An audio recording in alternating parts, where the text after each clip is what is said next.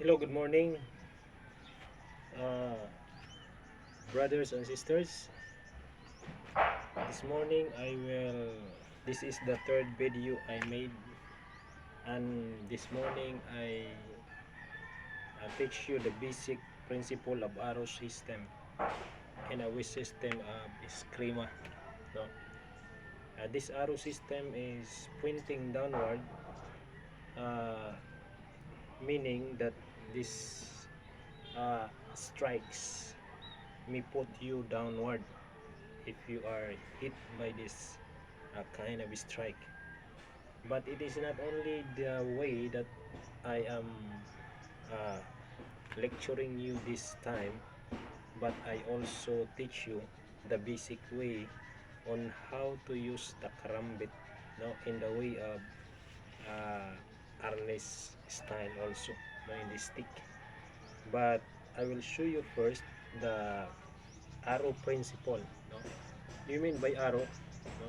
It is a bow that pointing downward, not to uh, horizontally but downward. No? So in our first lesson last days, no, I told you that in the position that I make, no, in my own style, it is like a traditional position, but the right leg is in the backward position and a preparing position. This, no, that is my position, that is our position in this video. Now regardless this, I would begin to teach you the basic principle. First, we should know that this principle is, you cannot see this in the other traditional Escrima, but it is my own style that I presented you in this hour. Okay, let's begin. First, in our position is put the right leg backward and then ready position, and that position is you hit, no, horizontally.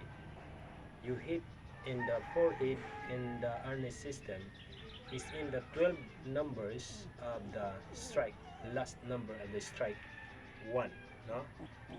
That is the first one. After that, if you are hitting the center part of the crown, this, no? If you are in a ready position, hit, then you should step your leg right in the front, no, in the side step, and you make an upward strike, no? Then you hit the neck of your opponent, then back downward, then strike again, and that is the way of arrow system and the WES system. So I will repeat this so that you can memorize the way that you should uh, strike.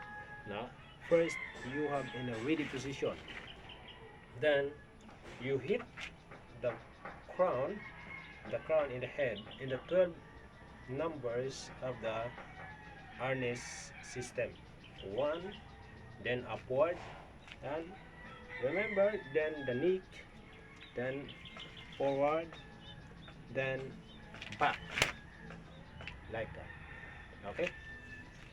Okay, that is the way that you perform the basics uh, arrow system of the strike of the WES Escrima. No? It is a count of 6 strikes. You should be great performance if you have to done with this like strike. No? Okay, we will count again, and I will show you again the way that you should strike in this style. Okay, 1, you should in the form position, and then you hit the crown. 1. Now remember, if you hit, you need to be speed your uh, force, and you need to be in a power position that your opponent will be distracted when they are uh, making his defense, or even making his uh, sleep. No? Okay, like this. One. Okay, this is a 6 style. Okay, in this time, no, we will show you again, like I show you the other style of this Escrima. Uh, if you are in empty hand, no, in empty hand, so you can also use your hand even without a stick, no, because our hand is the extension of our body to defense against the one who have bad intention to you. No, if you are know about the basic principle of traditional also, no, in the Escrima or in the Dosi Pares, no, you can learn how to defend your body using only your hand in the style of like Anis and Pasonoran. So in this style of traditional system like this, no. So but in our style, like the style that I said to you in a WES system, is a ready position, but your right leg is in the backward, like this. No, like that. Your hand is in the cross because you need to protect your body. No, you need to protect your body, and beside this, you can defense in the lower part and the upper part. That is the purpose when you are in the position, that in the right position, that in the defense position in the WES system, uh, like this. No?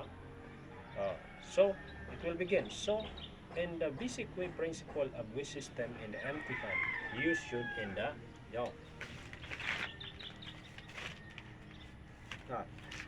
defense. Yeah, like that. No? That is the basic way how to defense without a stick.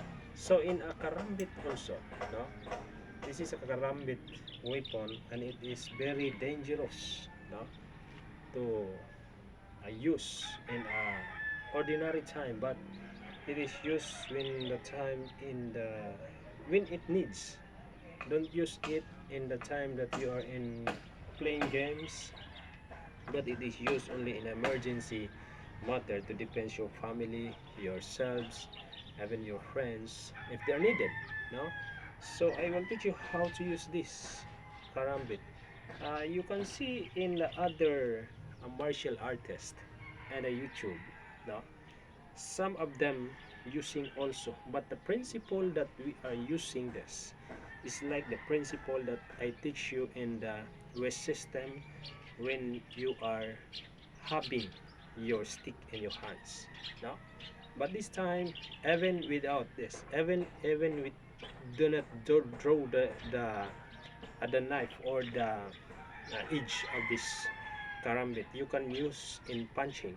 No, you can use in punching, you can use in hammering, in upward position, in cross, like that and that.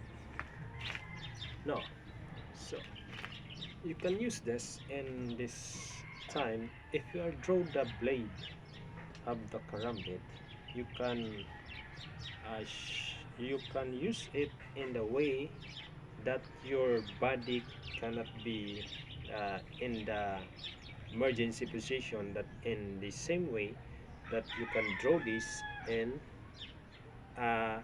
defense matter.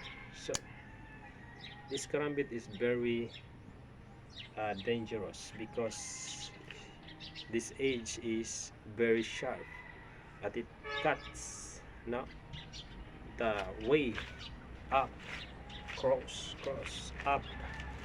So when you use this like a traditional using of the karambit, you can use so so uh, I will teach you this kind of using weapon and the other is the dulo-dulo.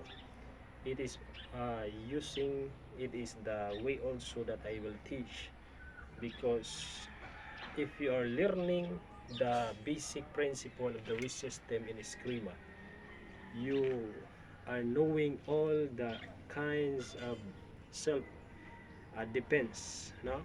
Even the kung fu style, no? Because in the Escrima, there is a lot, no? There is a lot of system that, you know, even the traditional will blend, no? Blend this kind of system. So this is only the lesson that I teach you in this morning, and I hope you learn, no?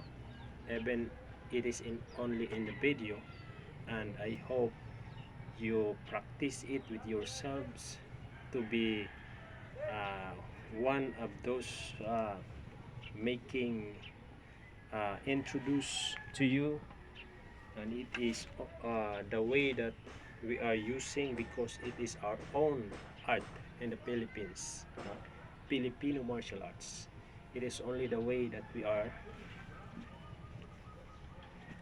Oh, uh, maybe tomorrow I teach you the basic way of handling the two sticks. But this time it is end our video. Thank you, and God bless everyone.